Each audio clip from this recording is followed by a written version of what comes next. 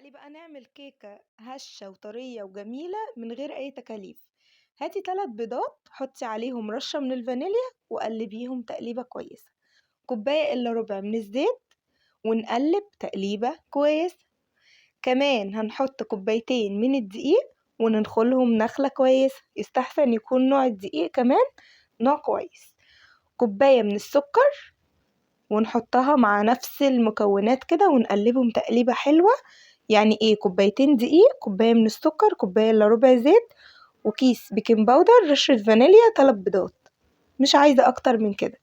التكاية هنا بقى ايه؟ لاني هتعملي كيكة البرتقال، فانا هقولك التكاية في ايه. عصرة برتقال بالشكل اللي انتوا شايفينه ده، زي ما بعصر الليمونة، ما عنديش عصارة، ما عنديش اي حاجة، زي ما بعصر الليمونة بس كده. نص برتقانية هعصرها عصرة كويسة جدا، هتنزلي طعم البرتقان. ويا سلام بقى لو كانت الفانيليا كمان بالبرتقان. لو مش عندي فانيليا بالبرتقان بعمل اللي انا عملته ده، ببشر حتة صغيرة منها.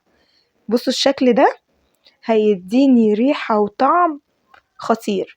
بألف هنا. لو الفيديو عجبكم بتتفرجوا عليه لحد دلوقتي، ما تبخلوش عليا بلايك ودعوة حلوة. ربنا يديمكم نعمة في حياتي. هنا استخدمت الصينية الألمونيا، لأني الصواني الألمونيا عامة في الكيكات حلوة جدا.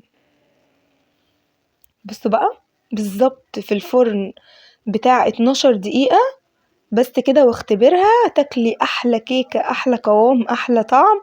حاجة كده ما كلفتنيش بتاع، ممكن عشان بس نبقى حاسبينها بالظبط، 25 جنيه، وأكلت أحلى كيكية.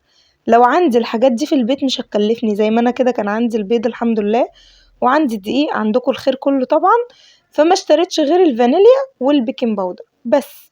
فبنتي هنا هي اللي قطعتها، شلوحتها بمعنى الكلمة يعني، خربتها خالص. بس هي الكيكة من أولها لآخرها هشة وطرية وما شاء الله زي العسل، ما خدتش مني وقت خالص.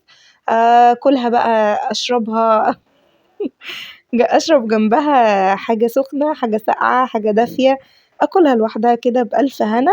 لو الفيديو عجبكم ما تبخلوش عليا بلايك وكومنت.